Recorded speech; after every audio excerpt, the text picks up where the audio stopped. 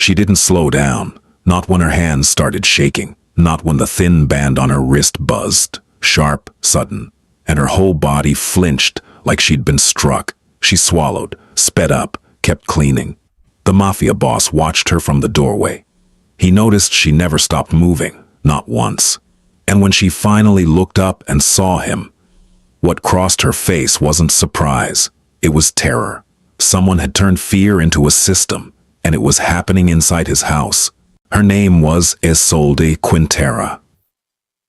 She was 31 years old, originally from a small town south of Puebla, Mexico, and she had been working inside the Voss estate for just over 4 months. She had been hired through an agency, or what had been presented to her as an agency, and placed in the household under the supervision of the head housekeeper, a woman named Prudence Ashford.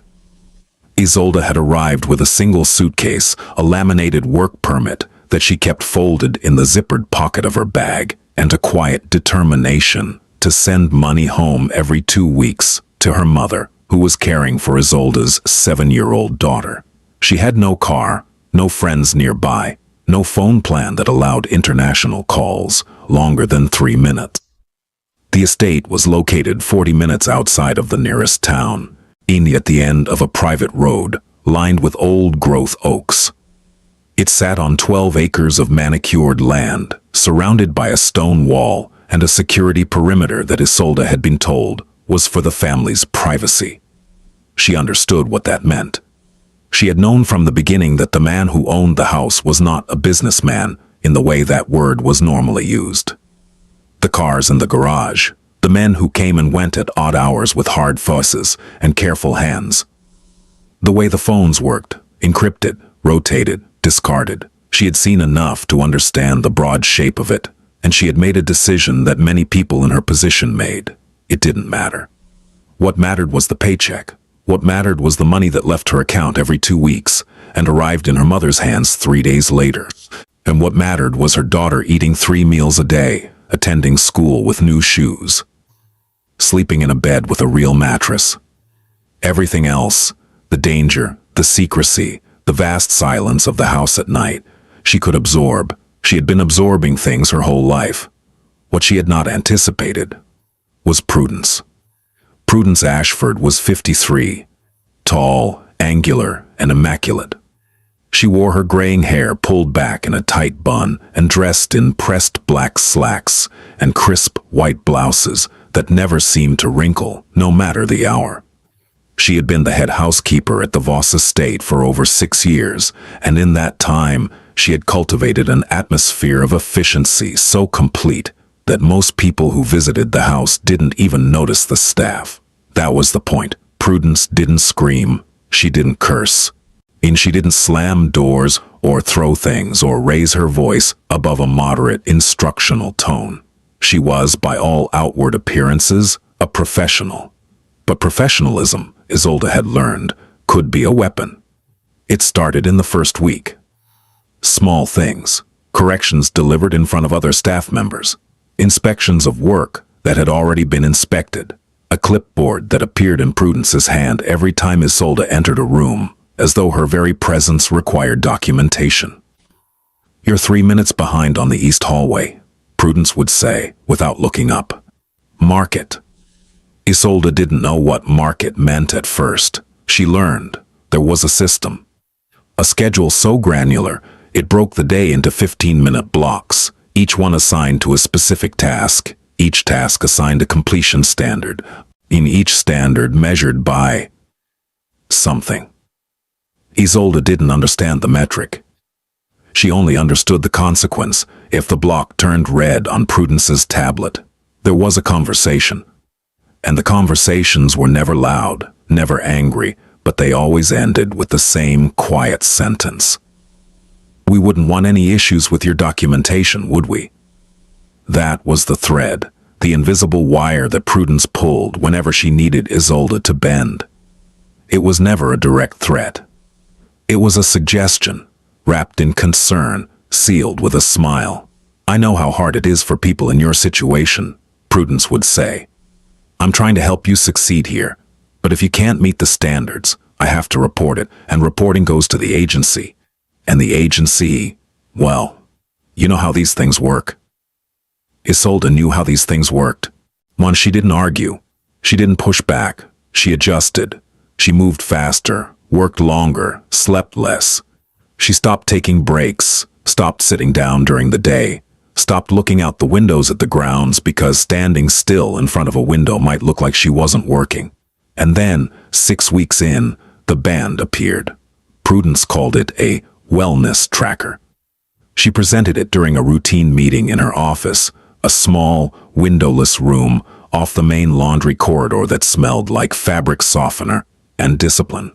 The family has invested in a new monitoring system for household staff, Prudence said, laying the device on the desk between them. It was slim, matte gray, about the width of a fitness watch.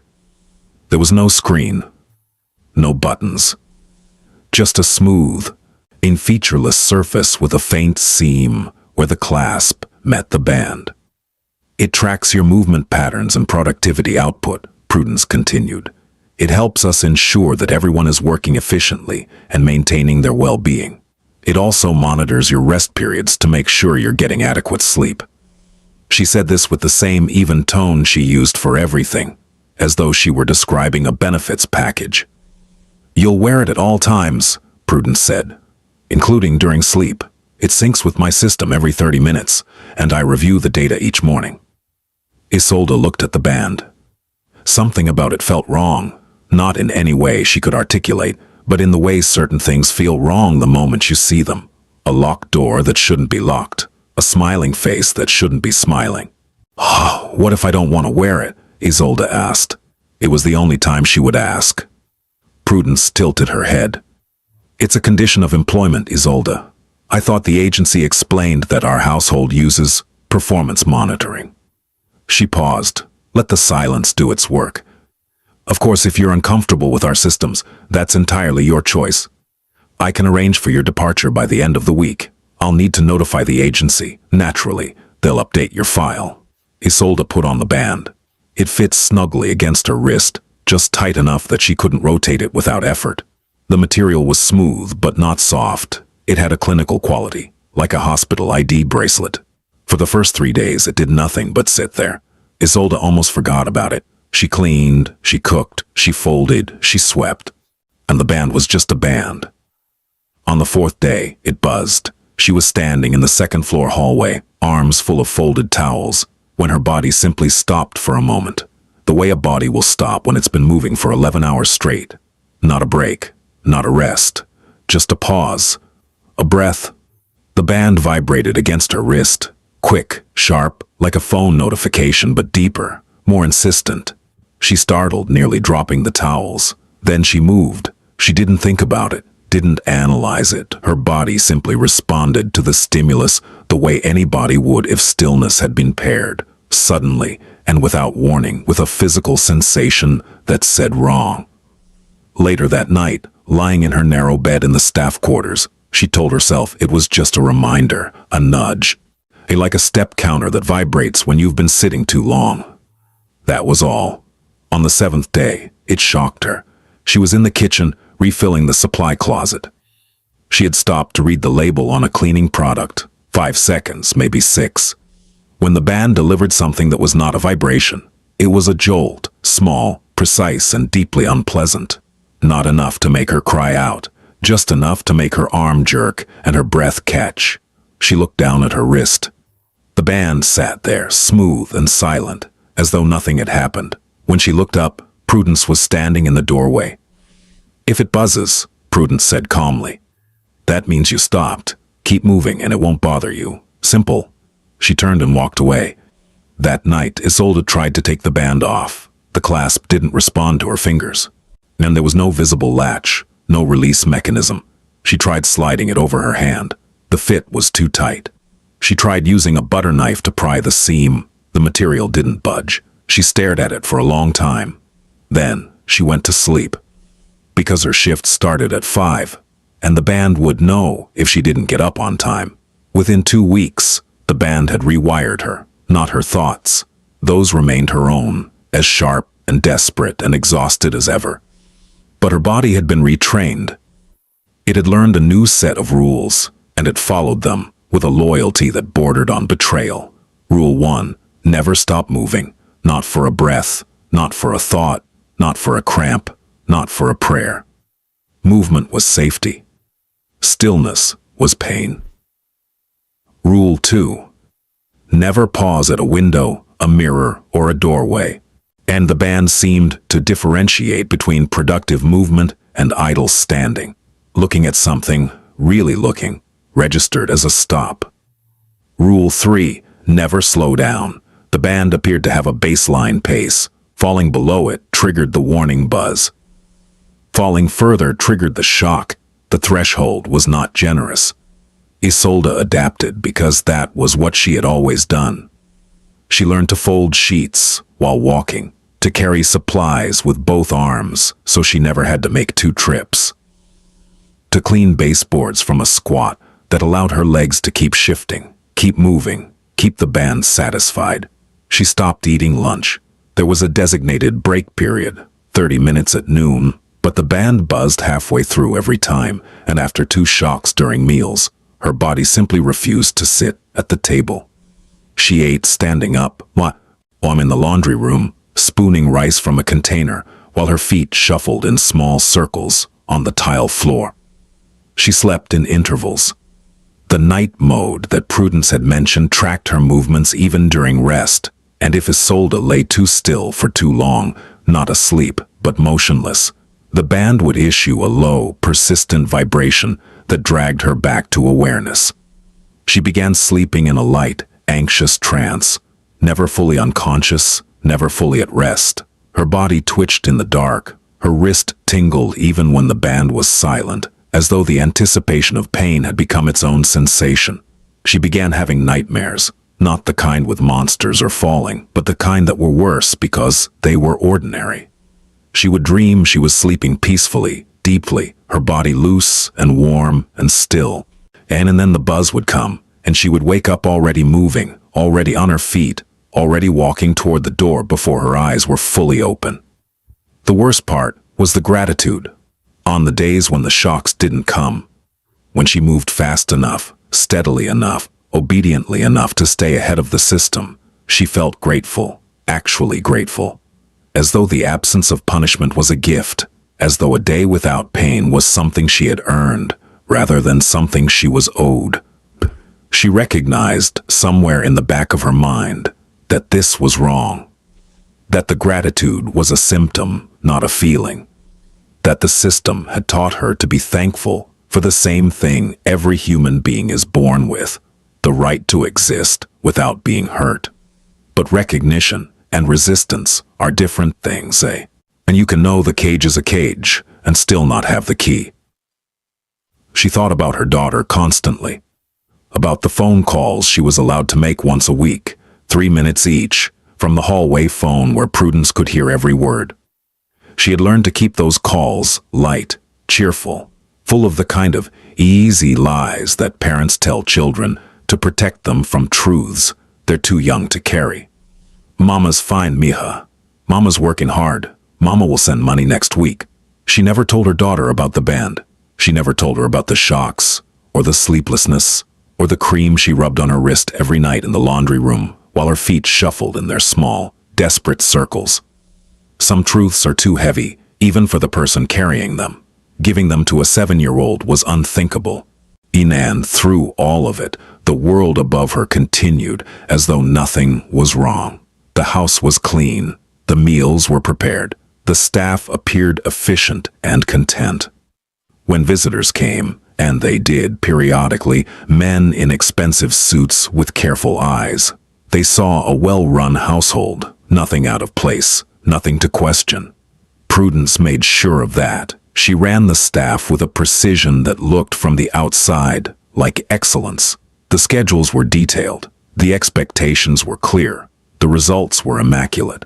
If anyone had asked, she would have said, and believed, that she was simply maintaining standards, that the band was a tool, that the shocks were incentives, that the threats were motivation, that the woman who flinched at her own wrist every 7 minutes was simply someone who needed more structure.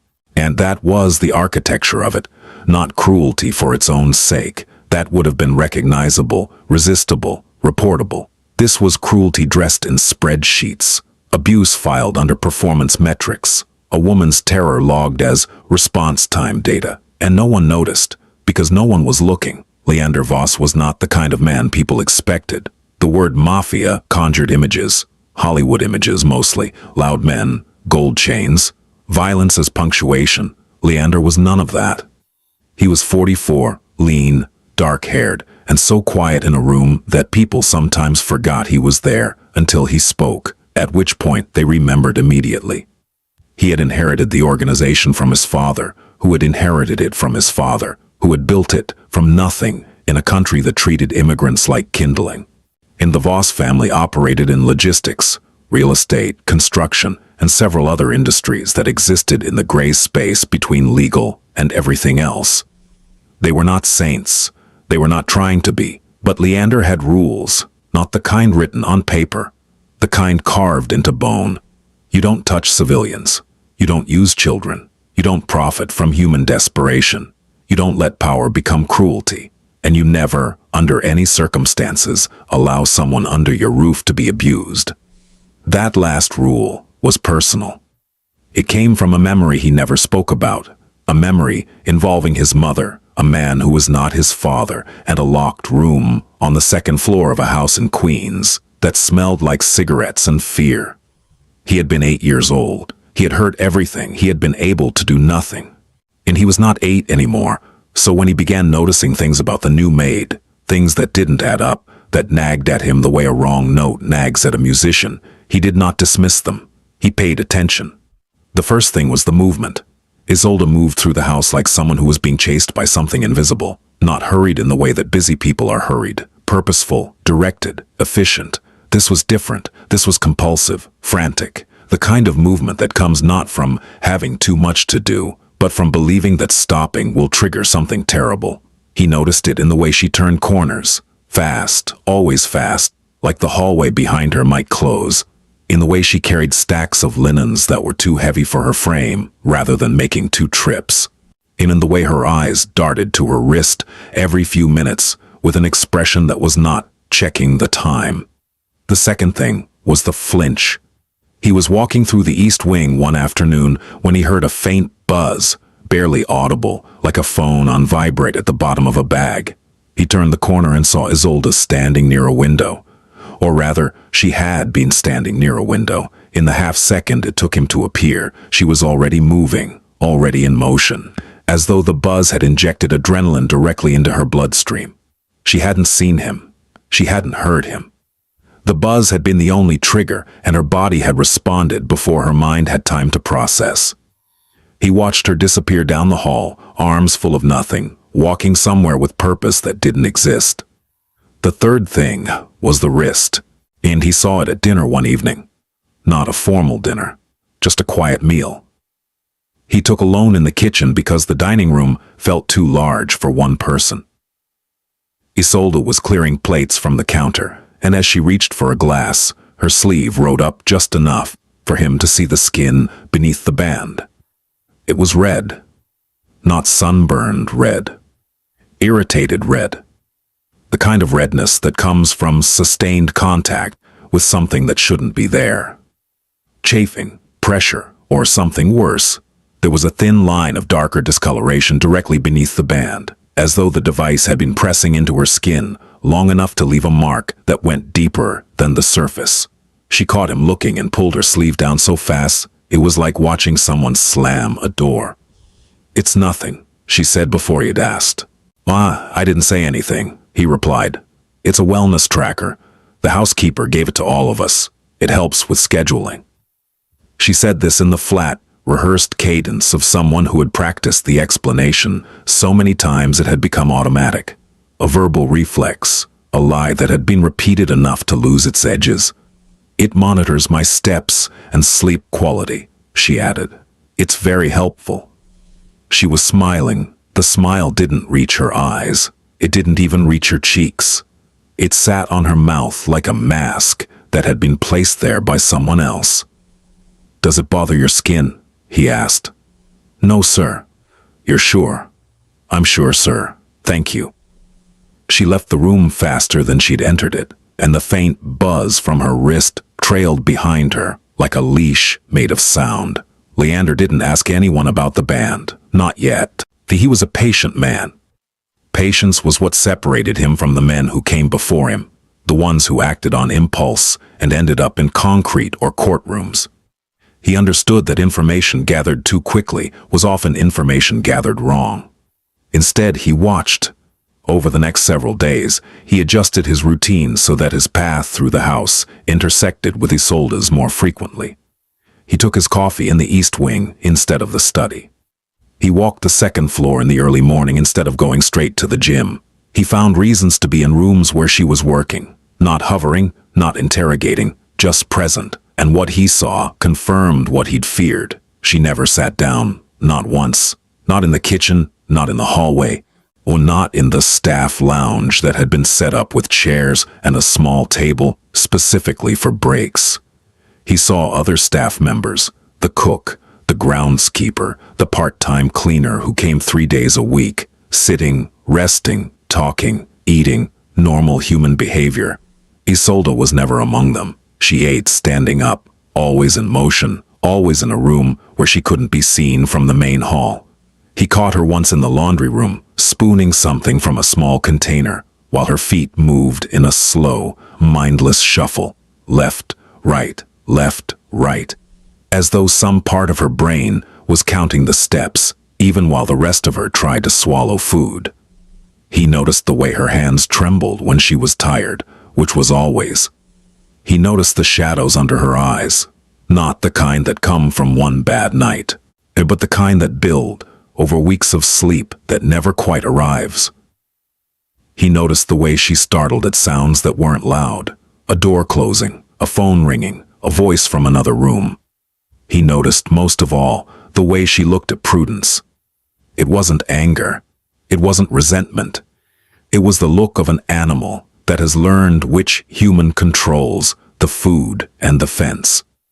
Attentive, anticipatory. Afraid, when Prudence entered a room, Isolde's speed increased, her posture changed, her eyes dropped to the floor, and her hands found work, any work, all work, it didn't matter what. As though the mere presence of the head housekeeper activated a survival protocol buried so deep in her nervous system that consciousness was no longer required. One evening, Leander found Isolde in the downstairs bathroom adjacent to the laundry room. The door was ajar. She was standing at the sink, running cool water over her wrist. The band was still on. It didn't come off, he realized. She couldn't take it off. But she had pushed it up slightly, and she was carefully applying cream to the skin beneath it with her fingertips.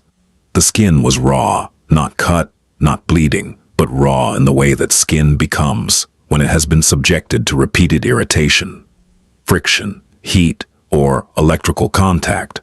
There were tiny raised bumps where the metal contacts on the underside of the band met her skin, and the tissue around them was inflamed and tender. She was applying the cream with the careful, practiced efficiency of someone who had done this many times. There was no frustration in her movements, no anger, just maintenance, on the way you might patch a tire or tape a crack in a wall, not because you expected it to hold, but because the alternative was worse.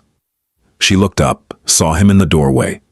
The cream disappeared into her apron pocket so fast it might never have existed. "Sorry, sir. I'll go back to work." "Isolde." "Yes, sir." "When was your last day off?" She blinked. The question clearly confused her, as though the concept had been filed away in a drawer she'd forgotten how to open. I have my rest periods, sir. The schedule is very fair." "That's not what I asked." "I'm fine, sir, really. Prudence has been very good to me."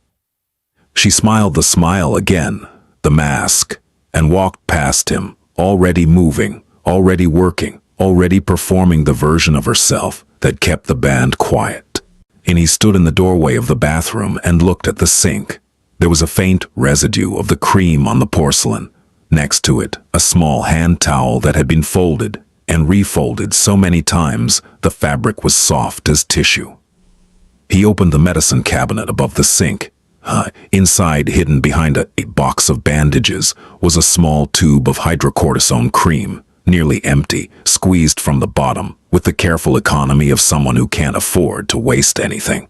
Next to it, a packet of gauze and a roll of medical tape, both partially used. She had been treating herself, for months, in secret, in a bathroom off the laundry room at midnight, with supplies she had probably purchased from a drugstore during one of the rare, supervised outings that prudence permitted.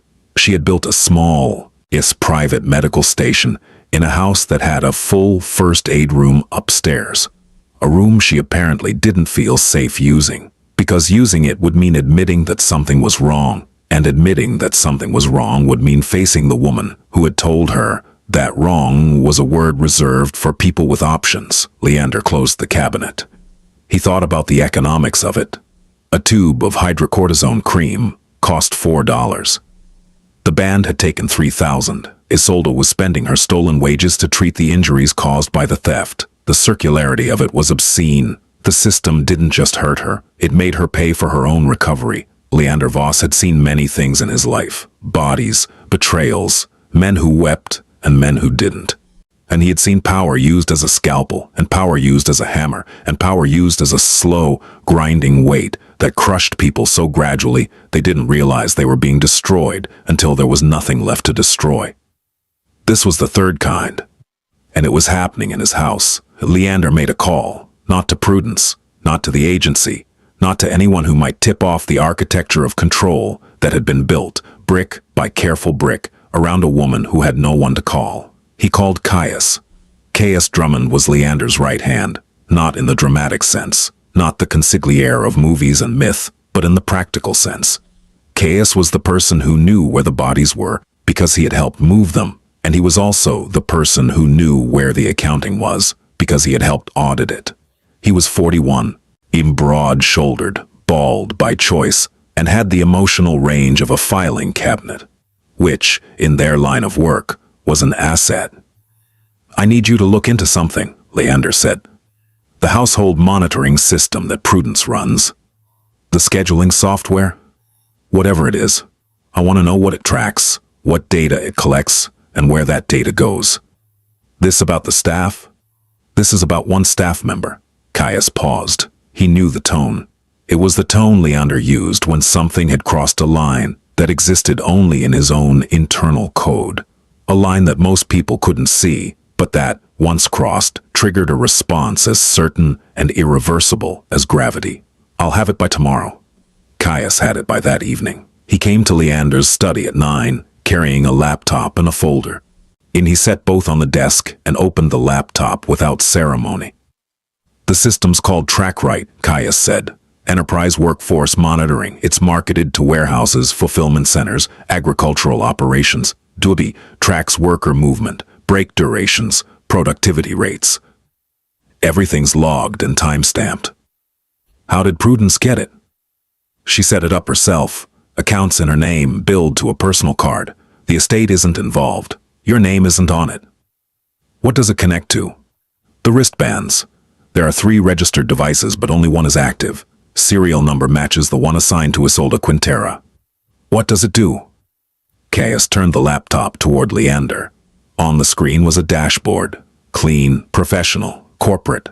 It looked like any project management tool. And there were graphs showing movement patterns, bar charts showing active time versus idle time, and a log that scrolled down the right side of the screen in neat, time-stamped entries. "It monitors her location within the house," Caius said. "Tracks her pace, her break times, her idle periods. If she stops moving for more than 90 seconds, it sends a warning vibration. And if she keeps stopping," Caius clicked a tab labeled Compliance Actions. The screen showed a log. Each entry had a timestamp, a duration, and a code. Some were marked VW for verbal warning, which, Caius explained, was the vibration. Others were marked PA for performance action. "What's performance action?" Leander asked, though his voice suggested he already knew. "The band has 2 conductive strips on the underside. When a PA is triggered, it delivers a low-voltage electric pulse." About the same as a static shock from a car door, but repeated and targeted. Leander said nothing.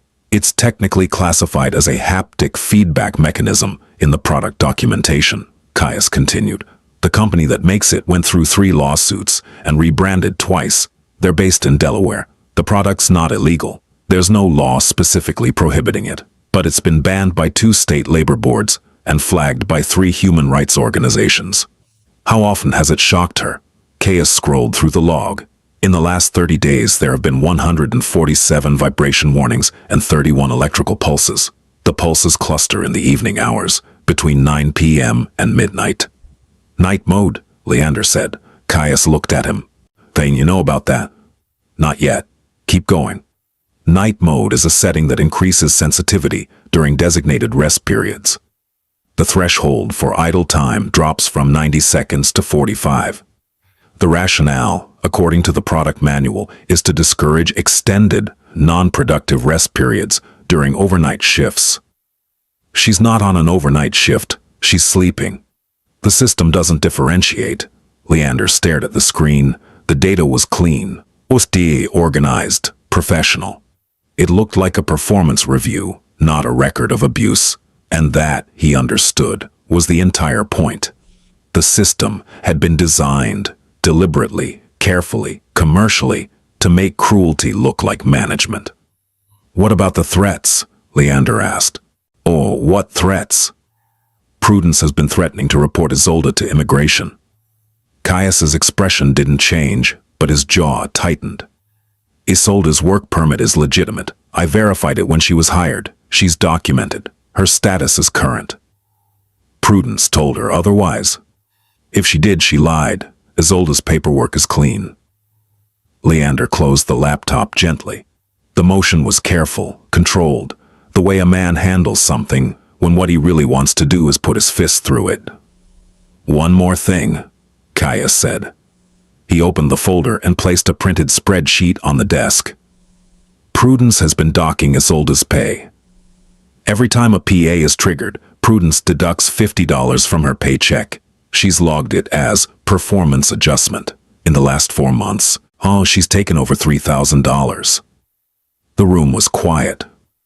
She's been stealing from her, Leander said, and using fear to make sure she never asks for it back. Leander stood up. He walked to the window and looked out at the grounds. The lawn was immaculate. The gardens were trimmed. The stone walls stood solid and silent in the dark. His house, his property, his responsibility. A woman had been tortured under his roof. Not with fists, not with weapons, but with a system so clean and so quiet that it had operated for months without anyone noticing. Without him noticing, he thought about his mother, about the locked room, about the sounds through the wall. He was not 8 anymore. Get me Prudence's full personnel file, he said.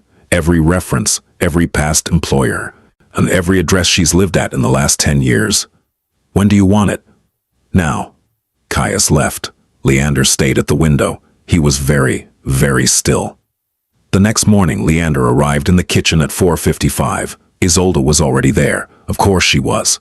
The band ensured it. She was preparing the coffee service, a task that normally took 10 minutes, but that she had compressed into 6, because 6 meant she could move on to the next block before the system flagged her. She didn't hear him come in. She was too focused on the rhythm. Grind, pour, measure, arrange.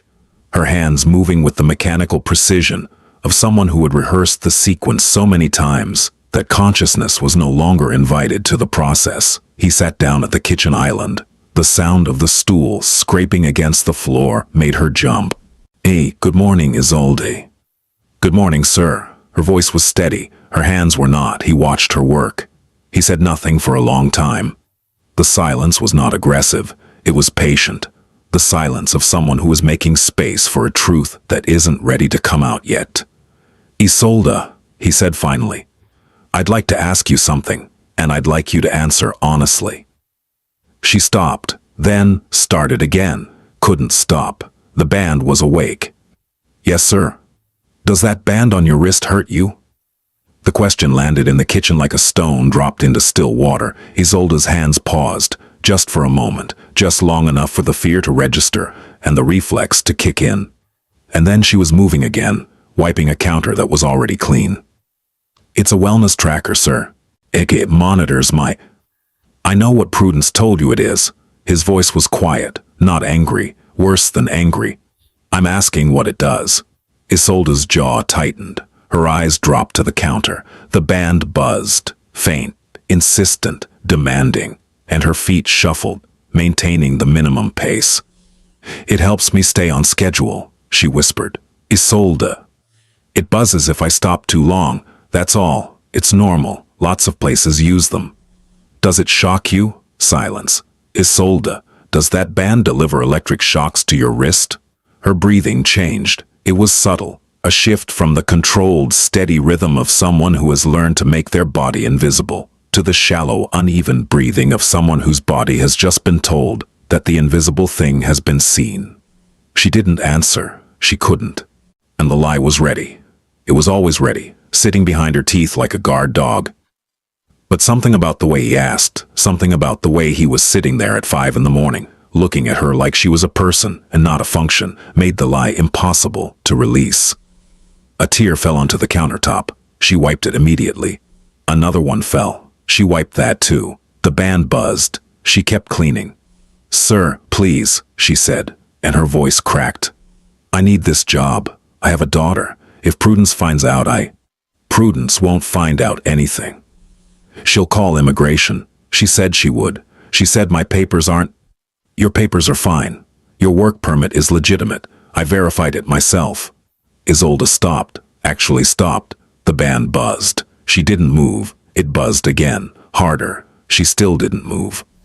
"My papers are real," she whispered. "They've always been real." Something broke, not loudly, not dramatically. There was no collapse, no sobbing, no falling to the floor. The break was internal, structural, the quiet failure of a load-bearing wall that had been holding up a building, made entirely of fear. She stood there in the middle of the kitchen and didn't move, and the band buzzed, and she didn't move, and it buzzed again, and she didn't move. And then, for the first time in 4 months, her body was still, not frozen, not paralyzed, still. The way a person is still when they've been running for so long that stopping feels like a new kind of breathing. The band delivered a shock. She flinched, but she didn't move. Leander watched the shock register on her face, the quick jerk of pain, on the reflexive clench of her jaw, and something in his expression changed. It was subtle. If you didn't know him, you might have missed it. But if you did know him, if you knew the landscape of his face the way Caius did, or the way his late father had, you would have recognized it immediately. It was the expression that came before a decision, not a question, not a consideration, a decision. He stood up, walked around the island, stopped in front of her. "Give me your hand," he said.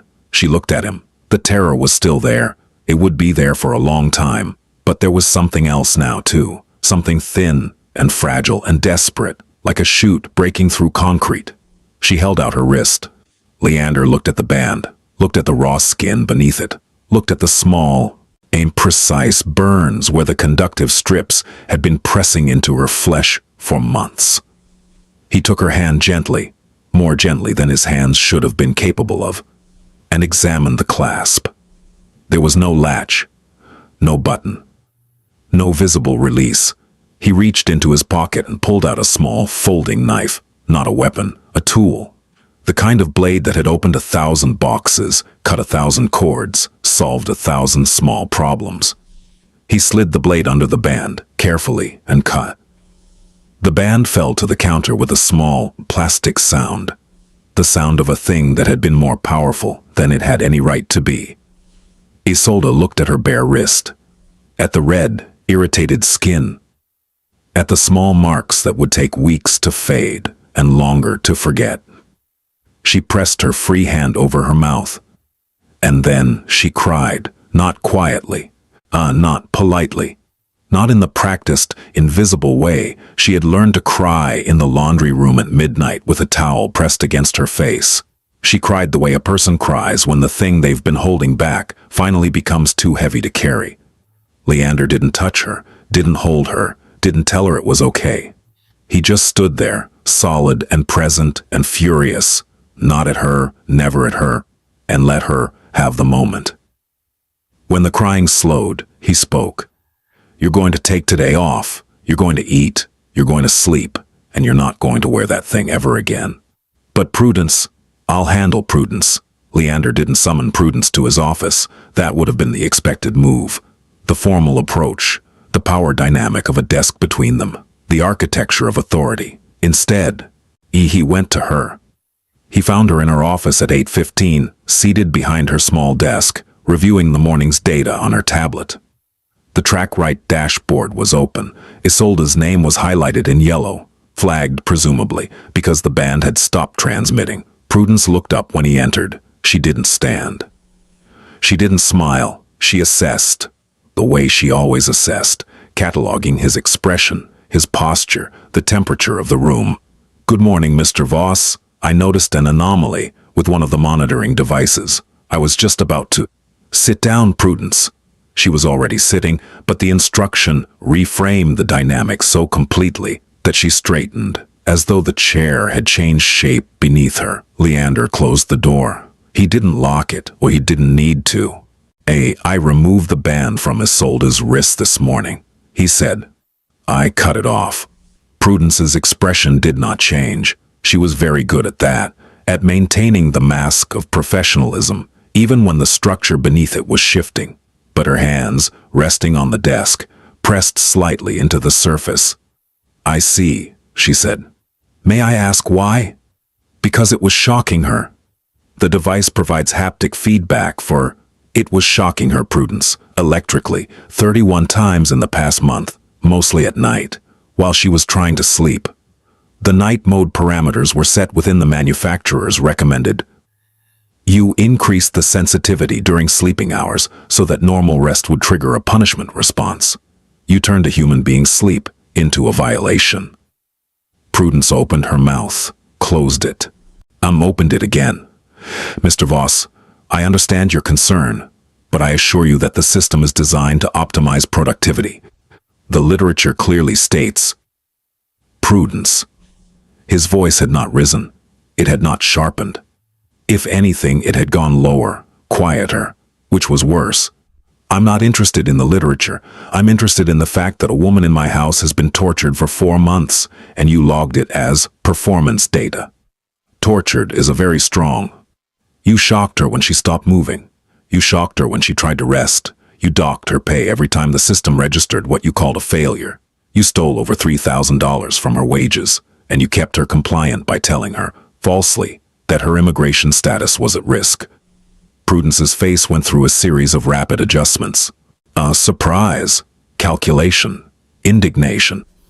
And then, finally, the expression she settled on. Righteousness. "I was managing a difficult employee," she said. "The standards in this house are extremely high, and some people need more structured guidance than others. The agency placed her here with the understanding that—" "There is no agency." Prudence stopped. "I had your records checked," Leander continued. "The placement agency you used is a shell company. You set it up yourself 18 months ago. You've been recruiting workers directly, specifically immigrants, specifically women, specifically people who are isolated and vulnerable, and placing them in positions where you control their housing, their pay, their schedules, and their ability to leave." The color left Prudence's face, not all at once. It drained slowly, unlike water from a cracked vessel. "Isolda isn't the first, is she?" Silence. Before her, there was a woman named Yaretsi Solorzano. She lasted 2 months before she quit, or before you made the conditions unbearable enough that she believed quitting was her only option. Before Yolanda, there was Nayeli Tlapaltotl. She lasted 6 weeks. Before Maria— "Those women were underperformers," Prudence said. Her voice had changed. The professional veneer was cracking, and beneath it was something colder, something that had been hiding for a long time. "They couldn't handle the expectations. That's not my fault. You selected them because they couldn't fight back. You targeted people who had no support system, no local contacts, no understanding of their own legal rights. You weaponized their isolation and their fear. And you did it not because you're a monster, Prudence. You did it because you could. She stared at him. Something shifted behind her eyes. Not remorse, not guilt, but the sudden, sickening awareness of someone who has been operating behind a curtain for years and has just realized the curtain is gone. "What are you going to do?" she asked. Leander looked at her for a long time. "You're going to leave this property today," he said. "You will take nothing that doesn't belong to you. You will not contact Isolde. You will not contact any former employee. You will not contact any agency, real or fictional. And if I don't, then I will provide the documentation I've gathered, the device logs, the pay records, the shell company filings, the testimony to the U.S. Department of Labor, the State Attorney General's office, and the FBI's Human Trafficking Task Force." The word trafficking hit the room like a thrown stone. "That's not," Prudence started. "Forced labor, wage theft, coercive control through fraud and intimidation, exploitation of an individual's immigration fears for economic gain." Leander recited the terms calmly, as though reading from a list. "I've been advised that these charges would qualify under federal trafficking statutes. You might want to verify that with your own counsel." Prudence stood up. Her hands were shaking now, a detail that Leander registered with something that wasn't satisfaction, but wasn't far from it. "You can't do this," she said. "I've been here 6 years. 6 years I've kept this house running. You don't know what it takes to. I know exactly what it takes. And I know what you took from the people who did the actual work." She took a step toward him. Not threatening, desperate. The desperation of someone who has been in control for so long that the loss of it feels like a physical injury. "I built something here," she said. "This house was chaos before me. The staff were lazy, unreliable, undisciplined. I created a system that... You created a system that hurt people, Prudence. That's all you created. That's not fair." "Fair." He said the word as though he was tasting it, finding it bitter. "You want to talk about fair? Tell me, was it fair when Isolde lay awake at 3 in the morning, afraid to close her eyes because your device would shock her for sleeping too deeply? Was it fair when she ate standing up in the laundry room because your system punished her for sitting down? Was it fair when she rubbed cream on electrical burns at midnight in a bathroom the size of a closet because she couldn't use the first aid room upstairs without you knowing?" Each question landed like a strike. Not loud. Not violent. Precise. Prudence's mouth opened and closed. The righteousness was fracturing. Beneath it, something else was emerging. Not guilt, not quite, but the cold recognition of someone who is seeing their own actions reflected in a mirror they can't look away from. "She could have said something," Prudence whispered. "She could have come to you." "She couldn't. That's the point. You made sure she couldn't. You took every exit and locked it. That's not management, Prudence. That's a cage." The room was quiet. "You have 2 options," Leander said. "You have 2 options," Leander said. "You leave today, in quietly, with your belongings and nothing else, or I hand everything I have to federal investigators, and you leave in a very different way." He paused. Let the weight of it settle. "One more thing," he said. "The $3,000 you stole from Isolde. It will be returned to her account by the end of the day. From your account. Caius will provide you with the transfer details." He walked to the door. "You have 2 hours." He left. Prudence Ashford left the Voss estate at 10:23 that morning. She walked out the front door carrying a single bag. The same kind of single bag that Isolde had arrived with, though Prudence's contained considerably more expensive contents. Caius stood by the door, not blocking it, not threatening, just present. A witness, a wall. She didn't look back. A car was waiting at the end of the drive, a black sedan with tinted windows, and a driver who would take her to a hotel downtown, where a room had been booked for 1 night. After that, she was on her own. The system was dismantled that same day. Caius personally oversaw the process. The TrackRight account was deleted. The data was downloaded first. Caius kept copies of everything, always. But the live dashboard, the monitoring protocols, the night mode settings, the compliance logs, all of it was wiped. The band itself, the small, gray device that had controlled a woman's body for 4 months, was placed in a clear plastic bag and locked in the estate's security safe. Evidence, in case it was ever needed. The household staff were assembled in the main kitchen at noon. There were 5 of them, including Isolde. Leander addressed them personally, which was unusual. He typically left household matters to the housekeeper, for obvious reasons. He told them that Prudence had been terminated. He told them that the monitoring system had been deactivated. He told them that their schedules would be restructured, that their pay would be reviewed, and that anyone who had experienced anything inappropriate was welcome to speak with him directly, without fear of consequence. He said this in English and then repeated it in Spanish because he spoke both fluently, a fact that surprised some of the staff, though it shouldn't have. His grandmother had been Mexican. The language was as much a part of him as the silence. He did not explain what Prudence had done. That was not his story to tell. But the staff understood. They had eyes, they had ears, and they had noticed things about Isolde that they had filed away under "not my business," because in a house like this, minding your own business was a survival skill. He thanked them. They went back to work. But the air in the house was different, lighter somehow, as though a pressure system that no one had consciously registered had finally broken.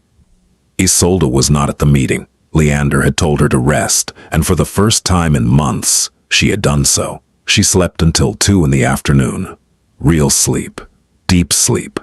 The kind of sleep that comes when the body finally believes it won't be punished for surrendering. When she woke, the band was gone. Not just from her wrist, from her room, from the house, from the world she could see. She lay in bed for a long time, not because she was tired, because she could. When the money was returned, $3,250 appeared in Isolde's account by 4 p.m., transferred from Prudence's personal funds, as instructed. Caius confirmed the transaction and printed a receipt, which he delivered to Isolde in an envelope with no label. She opened it, looked at the number, and sat down. She sat down, in a chair, without moving, without shuffling, without glancing at her wrist to check if something was about to hurt her. She just sat, and the chair held her, and the room was quiet, and nothing buzzed, and nothing shocked, and nothing happened except the slow, impossible return of a sensation she had almost forgotten. Safety. Not the kind that's promised, the kind that's felt. In the bones, in the breath, in the strange, a disorienting stillness of a body that is finally being told, you can stop now. Recovery is not a straight line. It's not even a line. It's more like weather, unpredictable, layered, full of false starts, and sudden storms, and moments of clarity so sharp they feel like pain. For the first week, Isolde's body didn't trust the new rules.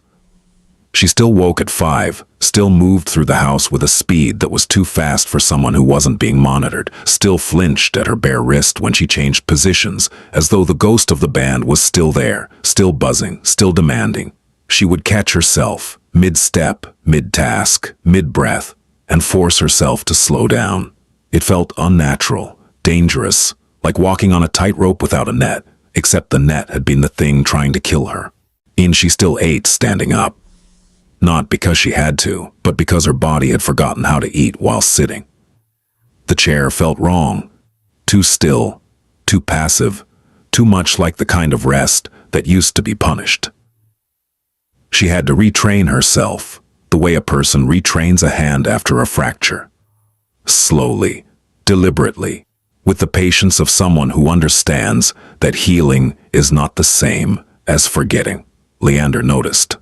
Of course he noticed. He noticed everything, but he didn't push, didn't hover, didn't try to fix her with words or gestures, or the kind of well-meaning attention that can, for someone who's been controlled, feel like a different kind of surveillance. He gave her space. Real space. The kind that isn't just distance, but permission. He told her she could take as many days off as she needed. She took one. Then she came back to work, because work was the one thing that had always been hers. The one thing that existed before prudence, before the band, before the fear. She didn't want to lose it. She wanted to reclaim it. But the work was different now. She moved at her own pace. She took breaks. Real breaks. Sitting down, drinking water, looking out the window at the grounds without the terror of being measured for it. She ate lunch in the kitchen with the other staff, slowly at first. Then, with more ease, her body gradually accepting that the chair was safe, that stillness was allowed, that the absence of pain was not a trap. She called her daughter on a new phone that had appeared on her bedside table one morning, or prepaid. Unlimited international minutes, no note attached. She didn't need one. And the first call lasted 45 minutes. She cried for most of it. Her daughter told her about school, about a boy who pulled her hair, about a dog the neighbors had adopted, about a drawing she had made of a house with a big garden and a tall woman standing in it. "That's you, Mama." Isolde laughed, the sound surprising her, as though she'd forgotten it was something her body could produce. She started calling every day, not because she needed to, because she could, because no one was timing her, because no one was logging the minutes, because the phone was hers, and the time was hers, and the voice on the other end was the only sound in the world that had never been weaponized. Her mother asked once if everything was all right. Isolde said yes. This time it wasn't a lie. She began to notice things she had stopped seeing. In the way sunlight moved across the kitchen floor in the morning. The smell of the gardens after rain. The texture of the linens she folded, not as a task to be completed before the next block turned red, but as a physical sensation. Cotton. Cool. Soft. She noticed that the other staff members talked to each other, laughed, complained about traffic and weather and television shows, ordinary things. The currency of ordinary lives. She had been living in the same house as these people for months and had never participated in a single casual conversation because casual required stillness, and stillness was not allowed. Now it was allowed, and it was terrifying and wonderful and strange. One afternoon, Nan the cook, a heavy-set man named Toribio, who had been at the estate for 3 years and who made empanadas on Thursdays because he missed his grandmother, set a plate in front of Isolde while she was sitting at the kitchen table. "Eat," he said. "I'm not." "Eat." She ate. The empanada was perfect, crispy, warm, filled with something savory and familiar that tasted like a memory she couldn't quite place. "My grandmother's recipe," Toribio said. "It's wonderful." "I know," she laughed again. It came easier this time. She slept. Not perfectly. There were nights when she woke gasping, reaching for her wrist, expecting the buzz, the shock, the punishment for the crime of being unconscious. But those nights grew less frequent. The gaps between them grew longer. The sleep grew deeper. Her wrist healed. The redness faded. And the small burns where the conductive strips had pressed into her skin flattened and paled, becoming marks that could be covered by a watch or a bracelet or left bare because they were hers, and she got to decide. 3 weeks after the band was removed, Isolde found Leander in the garden. He was sitting on a stone bench near the eastern wall, reading a book, something thick in Italian, with no title on the cover. The sun was low and warm, and the grounds were quiet in the way that expensive properties are quiet. Carefully, deliberately, expensively, she stood a few feet away, unsure of protocol. He looked up. "Sit down," he said. It was an invitation, not an instruction. She could feel the difference now. She sat for a while. Neither of them spoke. The garden smelled like cut grass and rosemary. A bird was doing something complicated in the hedge. "I wanted to say thank you," she said finally. "You don't need to thank me." "I know, but I want to." He closed the book, looked at her. His expression was not warm, exactly. Leander Voss was not a warm man, in the way that word is usually meant. But there was something in his face that she had come to recognize. A steadiness, a solidity, the quality of a person who had decided something and would not be moved from it. "Can I ask you something?" she said. "Yes." "Why did you notice?" He was quiet for a moment. The bird in the hedge finished its complicated business and flew away. "Because I know what it looks like," he said, "when someone is too afraid to be still." She didn't ask what he meant. She didn't need to. And some understandings don't require explanation. They exist in the shared language of people who have known what it's like to live inside someone else's rules. "Can I tell you something?" she said. "Of course." The worst part wasn't the shocks. The worst part was that I started to believe I deserved them. That I was slow. That I was lazy. That the band was right and I was wrong, and the only way to be good enough was to never stop.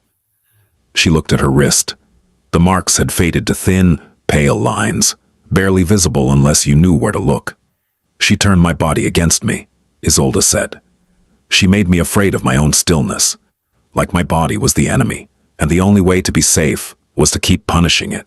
Leander didn't respond right away. When he did, his voice was quieter than she'd ever heard it. "And that's what control does," he said. "It doesn't just take your choices. It makes you forget you ever had them." They sat in the garden for 20 more minutes. Isolde didn't say anything else. She didn't need to. She was sitting, in a garden, with her bare wrist resting on her knee. And nothing buzzed. And nothing shocked. And the only sound was the wind in the trees and the distant hum of a house that was finally, quietly, safe. Months later, Leander would receive a letter from the Department of Labor confirming that an investigation had been opened into Prudence Ashford's activities. The letter was formal, bureaucratic, and bloodless, the kind of document that reduces a woman's suffering to case numbers and statute citations. Caius had provided them with everything: the device logs, the pay records, on the shell company paperwork, the testimony of 3 former employees who had been found, contacted, and assured, in their own languages, by people who understood their fear, that speaking up would not destroy them. Prudence would face charges, not the dramatic kind, not the cinematic perp walk, not the headlines, the quiet kind, the kind that grinds slowly through a system that is, for all its flaws, occasionally capable of recognizing that what happened in that house was not management. It was not discipline. It was not performance optimization. It was a woman, alone, being punished for being still, and a man who noticed, and a band that was finally, permanently silent. Isolde stayed at the estate, not because she had nowhere else to go. Leander had made it clear that she could leave whenever she wanted, in that he would help her relocate, help her find housing, help her with whatever she needed. He offered it plainly, without conditions, without the kind of generosity that expects a receipt. She stayed because the house had become something different, not just a workplace, not a cage, a place where she could be still, where she could sit in a chair and eat a meal and look out a window and feel the absolute, radical luxury of not being watched. She brought her daughter to visit in the fall, a small girl with dark hair and bright eyes who ran through the gardens like they had been built specifically for running, who laughed at the fountain and chased a cat and fell asleep in her mother's arms on the bench by the eastern wall. Isolde held her daughter and did not move. She sat in the garden, in the late afternoon sun, one with her child's weight warm against her chest and her bare wrist resting on the arm of the bench, and she was still, not from exhaustion, not from fear, not from the learned helplessness of a body that has been conditioned to associate rest with punishment. She was still because she chose to be, because her body, after everything, had finally learned the most difficult lesson of all. That stillness is not a crime. That rest is not a weakness. That the absence of pain is not a trap. That she was allowed, permitted, entitled, to simply exist in a space without earning it. The sun moved across the garden. The shadows lengthened. The house stood quiet and solid behind them, and somewhere, in a locked safe, in a room that no one entered, a small gray band sat in silence, powered down, disconnected, finished, just a thing. Just a piece of plastic and metal that had once been more powerful than a gun. Now it was nothing, and the woman it had tried to break was sitting in a garden, holding her daughter, breathing, just breathing, and that was enough.